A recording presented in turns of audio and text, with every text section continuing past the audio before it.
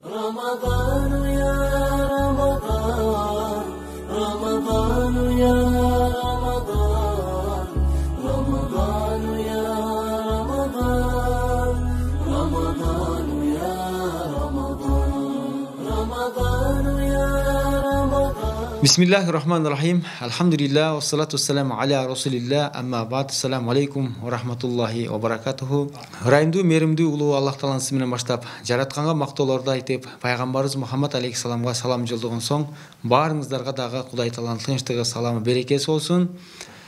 Бүгүнкү биздин эфирибизге дагы ушул Кыргызстан Ислам университетинин алдындагы Ош коллежинин мугалими Шумкарбек Ахматали уулун агайды чакырганбыз. Бүгүн сиздер менен бүгүнкү берүүбүздө биррул валидайн ата-энеге жакшылык кылуу, ата-эненин кызматын кылуу теманын алкагында сиздер менен маек курмакчыбыз. Албетте бул ислам шариятында дегеле бул адам баласынын, адам тарыхындагы, адамзаттын жашоосундагы ата-эне бул бирден бир бакытка жеткире турган, бирден бир ар бир балдардын милдет болгон чоң өзүнчө бир парыздарына кирет. Албетте биз бул темадын баштаардан мурда мен ушул Куран аяттарынын кээ бирине токтолуп кете турган болсок, Шумкар агай, биздин эфирибизге кош келдиңиз.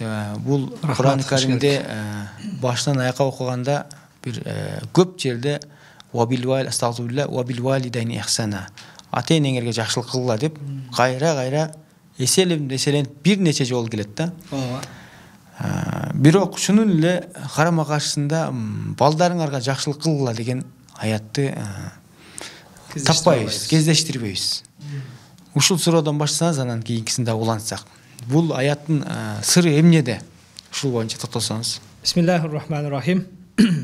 Меримдүү урайымдуу Аллахтын аты менен, Аллах Таалага мактоолор, пайгамбарыбызга салават турсун. Урматтуу көрүүчүлөр, баардыгыңыздарга ийик Рамазан айынан салам айтып атабыз. Аман болуңуздар, тынч болуңуздар, үй ичиңиздер менен.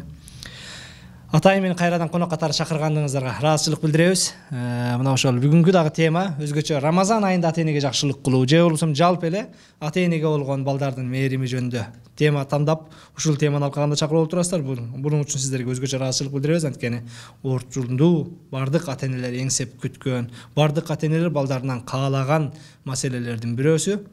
Өзүңүз баса белгилеп айткандай устаз, мына ушул кереметтүү Куранды барактасак, бир канча жерде ата-энеге жакшылык кыл деп келет. Бирок бир да сиз өзүңүз белгилеген балаңа жакшылык кыл деген аят жок. Мунун себеби эмнеде, мунун сыры эмнеде десе, алымдарыбыз айтат, жараткан Аллах Таала адам атаны жаратканда атасыз жараткан. Адам атанын атасы болгон эмес, анын баласы болуп, баласы кеткен. Анан мына бизде кыргызда дагы накыл сөз бар, ата баламды дейт, бала баламды дейт дегенчи. Ата баласына көңүл бурса, баласы баласына көңүл буруп, бирок жокортко карап көңүл бурулбай калат экен. Мунун себеби эмнеде десе, Аллах Таала адам баласына табиятынан балага болгон сезимди жүрөгүнө салып коюптур. Биз Аллах буйрук бербесе дагы балдарыбызды, неберелерибизди жакшы көрө береткенбиз. Мына ошондуктан Аллах Таала эч жерде балаңарга жакшылык кыл деп буйрубаптыр. Бирок кереметтүү Кур'анда бир канча аяттар ата-энеңерге жакшылык кылгыла. Мына ошол эгер көңүл бура турган болсок, Лукман сүрөсүнүн 14-аятында анушкурли вали валидейк. Мага шүгүр келтир, анан ата-энеңе ыраазычылык билдир дейт. Аллах Таала биринчи эле өзүнө ыраазычылык билдир, анан Кудайга ата-энеңе ыраазычылык билдир деп буйруйт. Же болбосо башка бир аятта Исра сүрөсүндө ва када раббука алла табуду илля ия. Аллах Таала сага буйрук берет, өзүнө гана ибадат кылууга. О адам баласы, мага сыйын деп Аллах Таала буйрук берет. Ва бил валидайни ихсана. Аллах Таалага сыйынгандан кийин экинчи эле очередте Аллах Тааланын баса белгилеген, талап кылганы, чечим чыгарып, указ берип бизге буйрук бергени бул ата-энеге жакшылык кылуу экен. Имма яблуганна индакал кибара ахадухума ау килахума. Кээде ошо ата-энеңдин экөөсү же бирөөсү сенин астында каарлыкка жеткен учурда фала тaqulлахума уффин, ал экөөсүнө уф дебегин дейт. Кереметтүү Кур'ан Аллах Таалага ибадат кылууга чакырса, андан кийин эле мына ошол ата-энеге жакшылык кылууга. Ата-энең каарыганда аларга жумшак сүйлөгүн, аларга фала тaqulлахума уффин, уф деген сөздү айтпаган дейт. Уф деген сөз, эгер Кур'ан кыргызчалары болгон болсо, урматтуу телекөрүүчүлөр, сиздер дагы мына ошол Исра сүрөсүнүн 23-аятын ачып көрө турган болсоңуздар, уф кыргызчада деле уф деп которулат. Керек болсо мына ошол эмне, бул уфтун бир мааниси жок. Сени уруп коем, тээп коем дегендей. Уф деген сөз бул ошол эмоция менен түшүндүрүлө турган нерсе. Тажаттың дегендей, койчу дегендей. Мына ошол кереметтүү Кур'ан бардык тилдерге орток болсун деп туруп эң жөнөкөй тил. Анткени кээде телефонду бер десе эле уф бир жумуш аткарып кой десе эле уф азыр кое туруңчу, сериалым бүтсүн, кином бүтсүн, жумушум бүтсүн деп жанакы уф деп туруп эмоциябызды билдирип, жактырбагандай бир түр көрсөтүп, мына ошо андан кийин сөзүбүздү улантабыз. Аллах таала мына ошол биз адатта эң көп колдонгон, биз жөнөкөй деп санаган сөздү мисал келтирип, керек болсо ата-энеңе уф дегенге акың жок. Уф деген сөз дагы арам деп туруп, ва куллахума каулан карима, ата-энеңе жумшак сүйлөгүн, ва хузлахума жанаха зулли ва рахма минар рахма, ата-энеңе өзүңдүн мээримдүүлүк канатыңды жайгын, ырайымдуулук кылгын. Керек болсо ата-энең үчүн вакур раббирхамхума кама раббияни сагира, о ата-энем деп дайым дуа кылганда үйрөтөт Аллах таала. Алар бизге жаштыгында кандай, мен жаш кезимде, мен алей кезимде мага кандай атам менен апам ырайым кылган болсо, кээде балдарыбыз ооруп калса башка дары ичкенде кубанабыз. Ошол балага болгон сүйүү ушунчалык экен, балдарыбыз ооруп калганда дары берсек деп ичип болсо сүйүнөбүз, эми айыгат депчи. Мына ошол сүйүү башка бирөө азыктанса, биякта сен рахат алган, мына ошол чыныгы сүйүүген, ушул чыныгы сүйүү бизде балдарыбызга бар экен да, ата-энебизге жок болгондугу үчүн Аллах таала бизге Кур'анда эскертип, мага сыйын кыла, андан кийин ата-энеңерге жакшылык кылгыла. Керек болсо ата-энеңерге дуа кылганда дагы, Аллахым, булар мага алей кезинде, жаш кезинде кандай ырайым кылган болсо, бүгүн сен буларга ырайым кыл деп дуа кылгыла деп Аллах таала бизге дуа кылганды дагы үйрөтөт. Демек, Аллах тааланын бизден талап кылганы өзүнө ибадат кылуу боло турган болсо, инсандар менен жиндерди ибадат үчүн гана жараттым дейт. Ибадаттан кийинки пенденин кыла турган милдетем десе Аллах таала Кур'анда бир канча жерде мага ибадат кылгандан кийин ата-энеңе жакшылык кыл, ата-энеңе ыраазычылыгын ал дейт. Демек бул Алладан кийинки биздин жанакы ошол урматын жайына кое турган, кызматын кыла турган бул атабыз менен апабыз экен. Мына ошолордун ыраазычылыгында Аллахтын ыраазычылыгы, ошолордун нараазычылыгында Аллахтын нараазычылыгы деп мээримдүү пайгамбар өзүнүн куттуу хадисинде баса белгилеп айткан. Рахмат, Аллахым ыраазы болсун. Шупкарагай, эми бул негизинен эле ата-эне биздин жашообуз. Ата-эне биздин бул жашоодо эң кымбат көргөн, эң жашообуздун бактысына да жеткире турган ушулар. Пайгамбарыбыз хадисинде маалым болгондой, бактысыздыкка жеткире тургандар ушулар болуп атат. Ошон үчүн аятты жогоруда баса белгилеп жакшы айттыңыз. Бул уф деген сөз араб тилинде 2 тамгадан турат. Өзү негизи эле бул араб тилинин ошол лингвистикалык маанисын алганда деле эң биз мисалы кээде тилде башка кылып урушкандын эң төмөн даражасынын эң мындай айтканда пайызга салып айта турган болсок 0,1% деп эмес. 0,1 бул ушул уф деп араб тилинде ушундай айтылат экен да, негизиче 2 тамгадан турган сөз. Урушуунун эң жеңил жолу. Ушуну да Кудай таала ушул урушууну дагы Алла таала бизге ыраа көрбөдү. Эми мынчалык ата-эненин жашоодогу өтө эле бир сыйга татыктуусуна эмне себеп Алла таала ушуну кайра эле бизге ата-энеңерге жакшылык кылгыла деп көп айтты. Булардын албетте бир машакатчылыгы бар, баарыбыз билебиз. Ошол ата-эненин биздин бул дүйнөгө алып келде бир машакатчылыгына бир аз токтолбосок болбой калды окшойт. Ошол боюнча дагы айтып берсеңиз. Албетте, ата-энелер мына ошол балдар үчүн баарына даяр болот экен, өзгөчө энелер, апалар, мына ошол кээде бала басы бараты мүдүрүлүп жыгылса, ата ойлонот экен. Эмне үчүн жыгылды, бут кийими чоңбу, ташка тийип кеттиби депчи. Бирок энелер ушунча өзгөчө мээримдүү болгондуктан эч бир ойлонбостон барып, жарда болобу, отто болобу, сууда болобу алгандан кийин ойлонот экен. Коркпосон артынан түшүп кеттим, коркпосон артынан секире бердим, коркпосон барып ошону алып чыктым депчи. Анткени мына ошол энелер энелик мээрими менен сүйүүсү менен мына жанакы чыныгы бизде баатыр деген атка мына ошолор гана татыктуу экен дагы, кандай гана жоо болбосун, кандай гана душман болбосун, баласы үчүн баарына даяр болот экен дагы, мына ошол энелер ушунчалык өзгөчө бизге мээримдүү болот экен.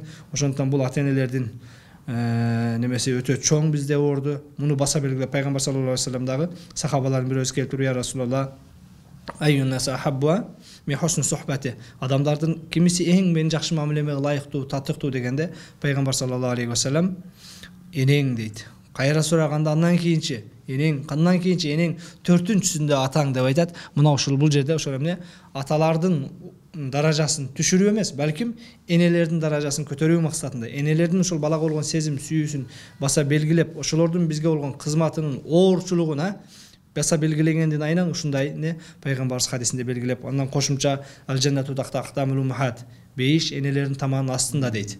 Ошого эле кошо баса белгилеп кете турган болсок, мына ошол төрөт учурунда энелер мына ошол мүчөлөрү бир канча жолу талкаланып, сынып, кайра ордуна келгендей кыйналат экен. Кээде биздин дүйнөнү багындырган спортсмендерибиз, башкаларыбыз бир аз мойнун кысып койгондо, башка болгондо не кылат? Багындым деп жер чапчып жүгөрөт. Кыйналып кеткенин айынан бир аз мойнун бууп койсо, белин бууп койсо, колун кайрып койсо. Энелер мына ошол төрөт учурунда 12 мүчөсү талкаланып, сынып, майчаланып, кайра ордуна келгендей кыйналат экен, бирок төрөгөндөн кийин балага болгон сезиминен жанакы оорунун баарын унутат экен. Баланын көкүрөгүнө койгондо ошол балага болгон сезимдери ойгонуп, мына ошол андан ары дагы мына ошол 9 ай эгер курсакта көтөрүп кыйнала турган болсо, андан ары ошол өзү кабырга киргенге чейин байкуш балам деп жүрүп, кээде биз балалуу болуп өзүбүз ата болгон менен, бирок апалар үчүн дагы эле баласын кээде зунуксаң башкада сөздөрүн угуп туруп көзүңө жаш аласың, мына ошол чай иштиңби, аш калбадыңбы деген сөздөрүн уксаң, апалар үчүн биз дайым бала экенбиз, назик экенбиз. Мына ошондой өзүнүн дуасы менен, батасы менен, мерими менен бизди эрезеге жеткирген энелер мына ушулар чыныгы батыр деген атка татыктуу десек жаңылышпайбыз. Энелер бар болсун. Ошол Аллах Таала Куранда айткандай: "Астагфирулла ва вассайнал инсана бивалидайхи хамалату уммуху вахнан ала вахн."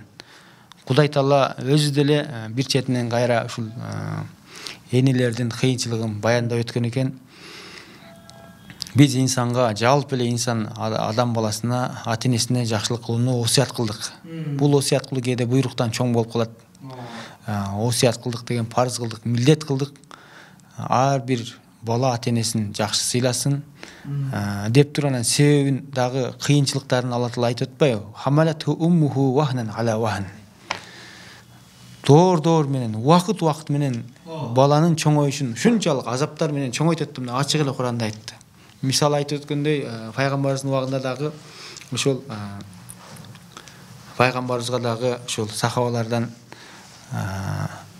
бирөөсү келип, ыйык биз жана эле сүйлөп өткөндөй Мекке шаарында Каабаны ысыктын күнүндө, ажылык күнүндө энесинин мойнуна отургузуп алып, ал убакта эми баягы азыркы жеңилчил убакта коляска, электрический коляскалар чыгып таргандай, ал убакта ошол төөсүнө көтөрүп алып, 7 жолу таваф кылып, анан пайгамбарыбыздан ошол Расул Акрам саллаллаху алейхи вассаламдан сураган экен: "Ошо энемдин ыраазылыгын таптымбы? Шунча жерден алыстан келдим деп. Ушул жерде таваф кылып жүрөм." Ал жерде энесин эмес, өзү ысыктын күнүндө таваф кылыш кыйын да. Айрыкча жайдын күнүндө, ажылык убакытта өтө кыйын болот. Машакка деп коет. Машакка проблема. Энесин мойнуна көтөрүп алып ошентип ажылыгын аткарткандан кийин сураганда пайгамбар айткан экен: "Жок, энең нактай элексиң сен айлы.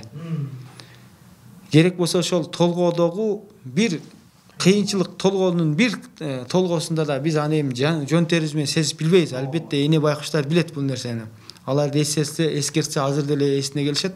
Ошол толгоосундагы кыйынчылыктардын бир кыйкырыгына да туш келбейт мынан деген экен да. Ушунчалык машакат болуп өсөт. Эми бул тактап айтканда азыркы учурда ушундай көп кездешкен учурлар бар. Эне негизи бул урук. Биз үрөөндү жазда себебиз. Уруктарды ар кандай кымбат уруктарды тандап келебиз, башка кылабыз. Бирок сепкенден кийин биз ошол жерге сепкичеңди урук өтө пайдалуу, кымбат да. Качан жерге сеп бир дан өнүп чыккандан ал урукту эч ким ойлобойт. Жерде чирген бойдон калып кетет. Кээде ушундай биздин энелер ушундай болуп калаткан жокпу? Шумкарагай. Ооба, кээде ошол жанакы тарбия дейбиз, кээде чөйрө дейбиз. Кээде бир кайдыгерликтин айынан ошо балдарга бир жакшы чөйрө кылып бергенин айынан бир туура эмес достор менен, туура эмес чөйрөдө чоңоюп калган балдар мына ошондой кыйынчылык көргөн.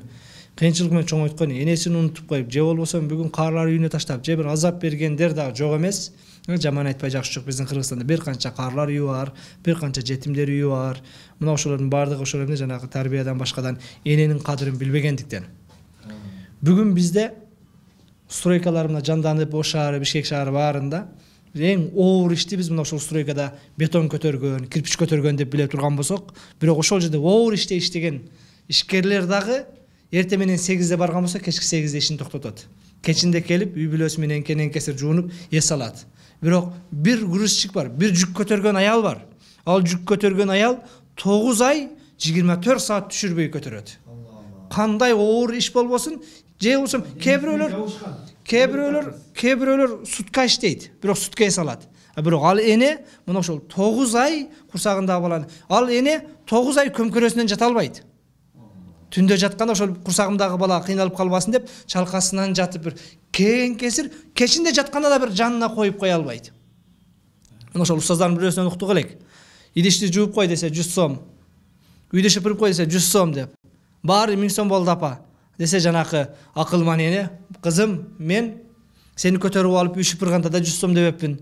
Жууганда да 100 сом дебеппин. Же болбосом кечинде жатканыма сен үстүмө таң аткыча сени кардымды алып жатам. Ушуга 1000 сом дебептирмин. Макул эми сени эсептешип калган болсоң берейин дептир депчи. Анын сыңарындай кээ бир акылсыз балдар, кыздар ушул кээде энелерин өксүтүп кайгыртып алгандар бар. Мен жогоруда баса белгилеп айткандай, бул баатыр энелер биз үчүн нелерге гана даяр болбоду. Мына ошондуктан буларды урматтап, сыйлап, кызматын кылып, пайгамбар эң бир жөнөкөй сөз менен баса белгилеп айтты. Бардыгыбыз түнү менен уктабастан тарабы окутабыз. Мына кечке ачкалыктан жүрүп атабыз Алланын ыраазычылыгын табыш үчүн, бейишке кириш үчүн, канча сооп иштерди кылып атабыз, садакаларды кылып атабыз, жетимдерди каржылап атабыз, акчабызды кетирип башка кылып.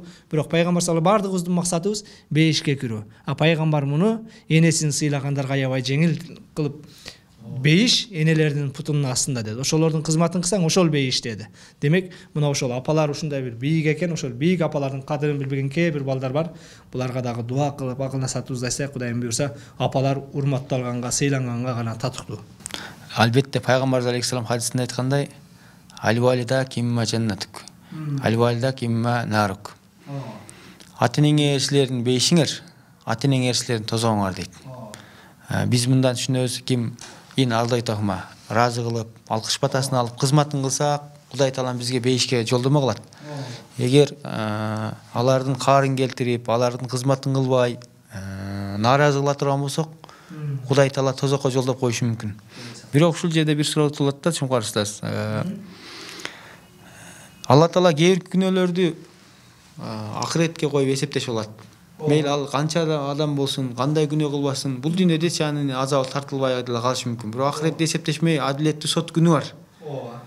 Бирок ушул пайгамбар алейхиссаламдын хадистеринде ата-энесин эми биз сыйлаган жөнүндө ушуга чейин айттык. Канча фазилеттер бар, ата-энесини бейишин жолдомо дедик, башка дедик. Бул дүйнөдөгү ата-энесин сыйлаган адамдар эч төс көккө жетет.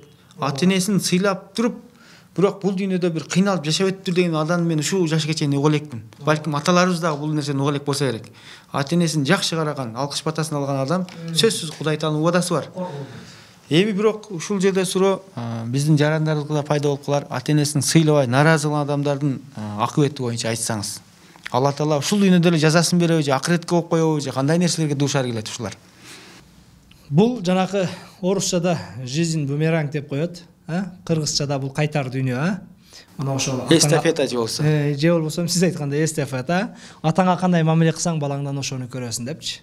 Бул акыбети жакшы эмес. Анткени бул кайтар дүйнө Аллах Таала сөзсүз анын жазасыз калтырбайт.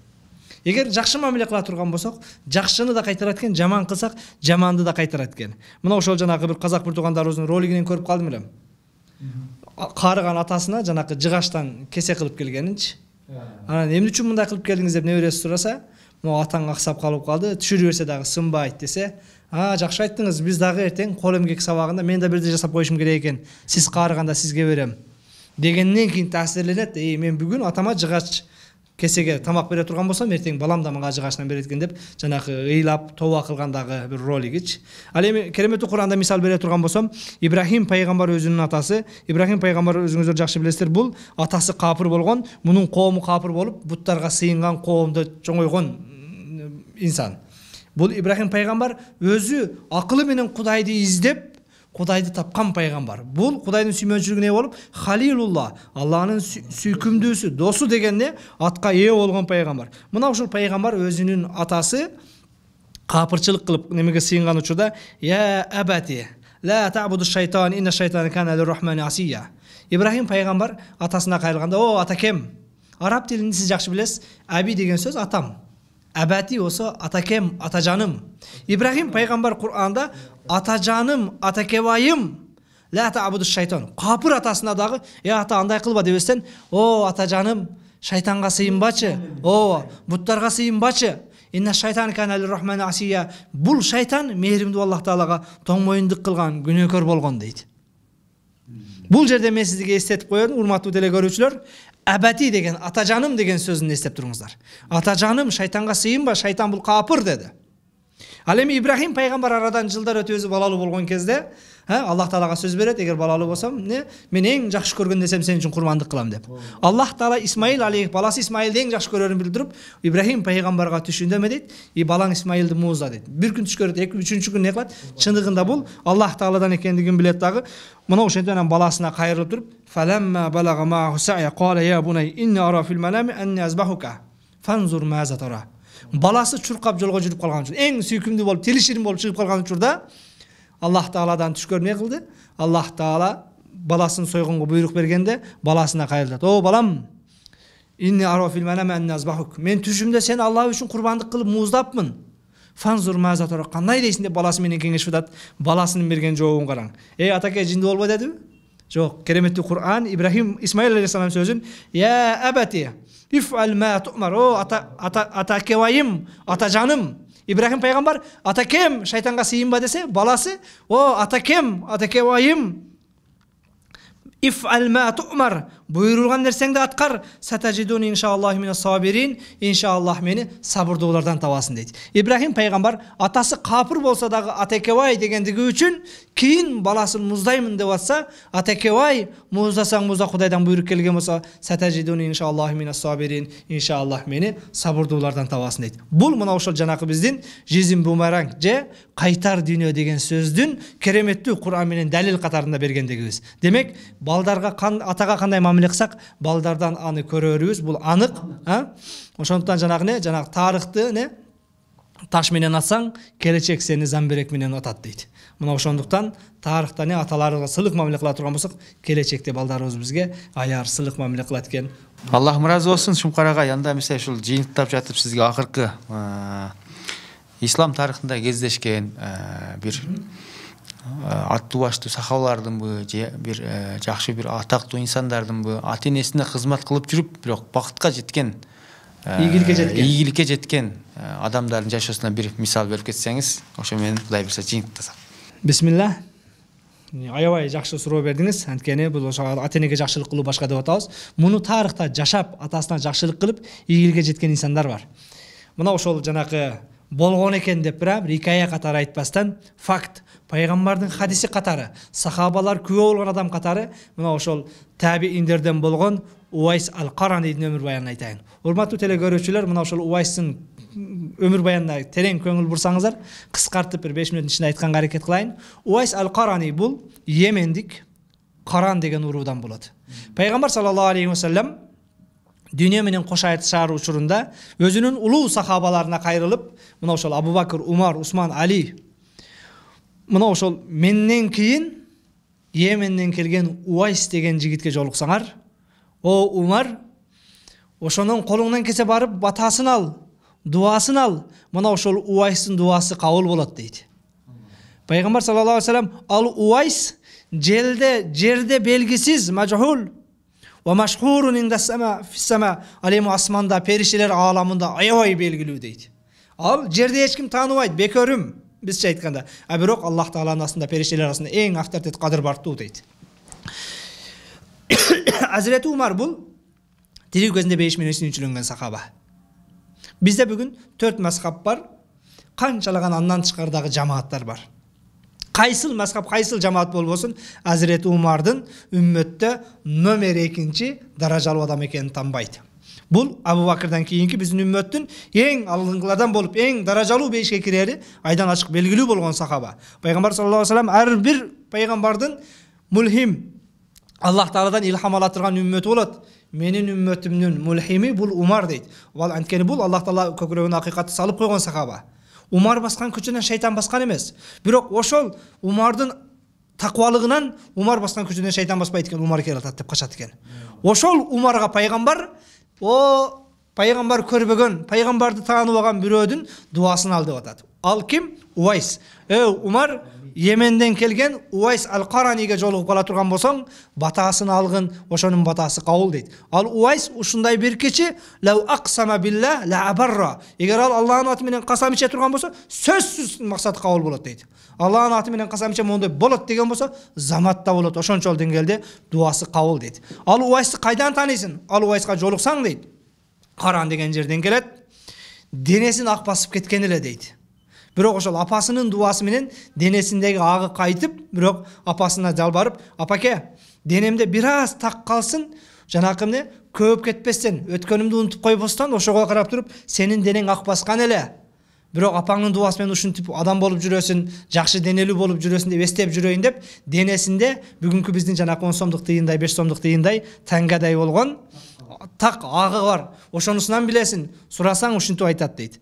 Арадан жылдар өтүп Абу Бакыр дүйнө менен кошот. Умардын доорунда адамдар ажылыкка Мекке Мединага келген учурда Азирети Умар изилде бар Йемендиктерден сурап, "Каяктан келдиңер?" десе, "Карандан келдик." "Араңарда Уайс барбы?" десе, "Билбейм, тааныбайт экенбиз" дейт. Анткени пайгамбар хадис эмне деп айткан? Жерде өз айылында белгисиз эч ким тааныбайт деген. Бирок периштелер ааламында аябай белгилүү, машхур деген. "Билбейм" дейт. "Араңарда дагы бирөө барбы?" десе, "Бир эле төөлөрүбүздү карап калган койчубуз калды" дейт. Азирети Умар чакыргыла дейт. Чакырып келсе, мына ошол Уайс. "Атың Уайсбы? Уайс, Корандансыңбы? Корандан. Денеңди ак басып кеткен беле?" "Ооба, ак басып кеткен болчу." "Кийин апаң дуа кылып таңгадай кичинекей калганбы?" "Ооба, мына ошо кичинекей калган." Азирети Умар ыйлап, "Мага дуа кыл, о Уайс, менин күнөөлөрүм кечирсин, Аллахтан сура" дейт. Пайгамбар саллаллаху алейхи ва саллям Уайстан бата ал дегени, бул Уайс пайгамбарга жакын жерде жашаганы менен бирок пайгамбарга сахаба боло албай калды. Пайгамбарга сахаба болуунун шарты пайгамбарды көрүп, ыйман келтирип, ошо боюнча ыйман менен өлүшүң керек эле. Пайгамбарга барайын десе апасын карайт. Апасын карайын десе пайгамбарга бара албайт. Апам дүйнөдөн өткөнгөчө апамды карап турайын, апамдын кызматын кылайын, андан кийин пайгамбарга барам деп жүрсө, тилекке каршы апасынан мурда пайгамбар кайтыш болуп кетет. Андан кийин апасы кайтыш болгондон кийин Маккага пайгамбарды издеп барса, пайгамбар саллаллаху алейхи ва саллям ал учурда кайтыш болуп кеткен экен. Эмне үчүн пайгамбарды көргөн, кызматын кылган, үммөттө номер 2 деген Азирети Умарды пайгамбар Уайстан дуа алды деп атат. Мына ошол апасын, атасын кызматын кылып батасын алган инсандар пайгамбарды көргөн сахабалардан да даражасы бийик болот экен. Мына ошол Уайс эң улуу деген сахабага пайгамбар саллаллаху алейхи ва саллям айтат: "Ана хатимул анбия, мен пайгамбарлардын акыркысымын. Менден кийин пайгамбар жок. Эгер менден кийин пайгамбар келе турган болсо, бул Умар болмок" дейт. Анткени Азирети Умардын адеп ахлак, кулк мүнөзү пайгамбарлардыкындай экен. Кээде Жебреил периште пайгамбарыбызга бир аяттап келгенге чейин Азирети Умар айтып коет экен: "Азыр Жебреил пайгамбарыбызга мондай аяттап келет" деп. Аллах Таала Азирети Умардын көкүрөгүн ачып, акыйкатты салып койгон сахаба, бирок кайдагы бир эч ким тааныбаган, белгисиз, адамдар жакшы мамиле кылбаган, адамдардын арасында бир авторитет болбогон, мансабы болбогон Уайстын батасына зар болуп ыйлап дуасын алып атат. Анткени ал Уайс апасынын батасын алып кызматын кылган эле. Мына ошентип ислам тарыхында ийгиликке жеткендерди мен сизге айта берсек, бул тарыхта бул толо том китеп болот. Булардын окуяларын жаза турган болсок, кыскача Уайстын окуясын айта турган болсок, мына ошол сахабалардын деңгээлине, балким сахабалар жалдырап дуа ала турганчалык деңгээлге жеткендегиси бул мына ошол апасынын кызматы менен. Ошондуктан урматтуу телекөрүүчүлөр, апаларды, аталарды урматтап, сыйлап батасын ала турган болсок, биздин келечек мына ошолордун ыраазычылыгында, батасында. Рахмат, Аллахым разы болсун. Шумкар агай, аябай мындай биздин жарандарыбызга ислам тарыхынан негизги бир факт катары айтылып, жакшы бир окуяга токтолдуңуз. Эми ушу убактыбыздын аягында ушу телекөрүүчүлөрүбүзгө кайрыла кетели. Албетте урматтуу мусулман бир туугандар, бардыгыбыздын ушул пайгамбарыбыз алейхисаламдын бир хадисинде чектелип айтылгандай эле, ата энеңер силердин бейишиңер, ата энеңер силердин тозогуңар дегендей, ата энебиз аркылуу биз бейишке чыгабыз. Исламдын калган парыздары дагы бар. Албетте Куранда ачык айтылгандай, мына эми аяттын маанисине эми келип жеттиге окшойт. Биринчи Кудайга ыйман келтирип, бул Кудай Тааланы таануу. Экинчи эле ушул албетте ислам парыздарын аткаруу менен кошо Куранда Алла Таала экинчи орунда эле ата энеңерге жакшылык кылгыла деген аяттын мааниси көрсө ушул жерде экен. Керек болсо биз ажыга барабыз, умарага барабыз, башка кылабыз, бирок биздин үйдө ата энебиз нааразы болуп калган болсо, алардын дале пайдасы тийбей калышы мүмкүн. Ошондуктан ата энебизге жакшылык кылайлы. Пайгамбар алейхисалам өз хадисинде дагы сахабалардан бирөө келип: "О Алланын элчиси, мен атайын сизге келдим. жүрүшкө адам топсоп жатыпсыз, исламга, жихадка, бир Алланын жолуна чыкканды мен сизге аскериңизге кошулганы келдим дегенде, пайгамбарыбыз сенин карыган ата-энең жок беле дейт. Ооба, экөө тең тирүү дегенде бар. Ошол ата-энеңге барып туруп жихад кыл дейт. Ата-энеңге барып жихад кыл деген ата-энеңге барып соовун ал, батасын ал, тилегин ал. Ошол жактан бул жакка караганда сен көбүрөөк сооп табасың деген экен. Азыр кээ бирлерибиздин ата-энебиз тирүү, урматтуу жамаат. Ата-энебиз тирүү. Өткөндөн кийин ага жылкы союп, башка бир адамдарга уча тартып, башка анын эч кандай кереги жок. Тирүү кезинде уча тарта албасаң дагы атайын жакшы бир козуну союп, ширбаз козу дейбиз, башка кылабыз, атайын жилик жамбаш тартып, башын тартып, ушундай кылайлычы, качанда бир өлүмтүк болгондо эле союп жабышып жатып калбай, тирүүсүндө кадырлап кылайлы. Эртең уча тартайын десек дагы биздин ата-энебиз жок. Бирок пайгамбарыбыз алейхиссалам мен ушул ата-энеси өтүп кеткендерге дагы кайрылып кетебиз. Ата-энеси өтүп кеткенден кийин дагы исламда бир нече аткара турган аркасында милдеттери бар. Пайгамбарыбыз алейхиссаламга келип, "О Алланын элчиси, мен ата-энеми сыйлайын десем, алар өтүп кеткен" деди. Эмне кылам дегенде пайгамбарыбыз айтты, "Алардын жок дегенде бир тууганы барбы?" деди. "Атаңдын бир туугандары барбы? Аларды барып сыйла, кудду ошо ата-энеңин сыйлагандай болосуң" дейт. "Апаңдын бир туугандарың барбы? Тайэжелериң барбы? Аларды дагы сыйла" дейт. Апаңдын бир туугандары, тагаларың, башкаларын, ошон үчүн ата-эненин бир туугандарын, жок дегенде жоро жолдошторун, аларды барып сыйласак дагы ушул ата-энеге жакшылык кылган болобуз. Эң негизи пайгамбарыбыз ушул ата-эне өтүп кеткенден кийин болду. 40 жылдык деп эле бүтүп калбастан, унутуп калбастан күн сайын аларга Куран тилават кылып, истигфар айтып, аларга пата дуа кылып, кандайдыр бир соопторду аткарып, нафил ибадаттарды кылып, аларга соопторун багыштасак боло берет. Жете берет. Эч кандай бул да биздин шариятыбыз, ислам шариятыбызда наоборот тосуу эмес, алардын аркасынан жакшылык жөнөтүп туруу бул эң негизги маселе болуп эсептелинет. Бир эле ушул аркасынан жакшылык жөнөтүү дегенде ушул мал союуга эле байланып калбастан, биздин айылыбыз азыр бардык эле айылдарда ушул өнүккөн, жетишкен, бардык эле цифрализация болуп кеткен жери жок. Айылыбызда суу чыкпаган айылдар да бар. Жолдор асфальттанбаган айылдарыбыз толтура. Мына ошолорго шагыл төгүп берип, асфальтташ колубуздан келбейби? Кичинекей болсо дагы жолун жакшынакай карап берип коюу, арыктарын тазалаттырып берүү, ошол бардык сооптуу социалдык жактан биз жардам берип элге, жерге. Бирок соовун кимге? Атам паланчага, апам паланчанын рухуна багыштадым десеңиз, ошол кылган ишиңиз жок болуп кетмейинче, суу чыгарып койсоңуз, сууңуз кудуктан ошол колодец деп коебуз азыркы тил менен айтканда, курган нерсеңиз бузулуп кетмейинче эч кандай сооп сөзсүз жетип турат. Ошонун атынан айылга жакшылык кылыңыз. Өнүүгө, өсүүгө, мындайча айтканда сооптуда экономикасын үйрөнүшүңүз керек. Бир күндө түгөнүп калып соо эмес. Ошо уланып тура турган мектеп куруу, мечит куруу, ушуга окшогон толтура элге пайдасы тие турган, өнүгө турган, өсө турган соопторду аткарсак, аларга сөзсүз тиет. Анда эмесе баарыбыздын ушул ата-энебиз барларга, ата-энеси барда тирүүсүндө кызматын кылып калайлы. Алар биздин коногубуз. Албетте негизинен биз бул дүйнөгө конок катары келгенбиз. Бирок ата-энебиз бизге караганда да коногураак да, алар тезирээк өтүп кетиши мүмкүн. Ошон үчүн ата-энеси жоктор бир туугандарын сыйласын, ата-энеси барлар ата-энесин сыйласын. Анда эфирибизге келип маек куруп берген Шумкарагай Аллахым ыраазы болгон болсун. Баарыбыздын ушул Кыргызстанга Кудай Таала ата-энелерибизди сыйлап, жакшы ийгиликтерге жетишти Кудай Таалам насип кылган болсун. Ассаламу алейкум ва рахматуллахи ва баракатуху.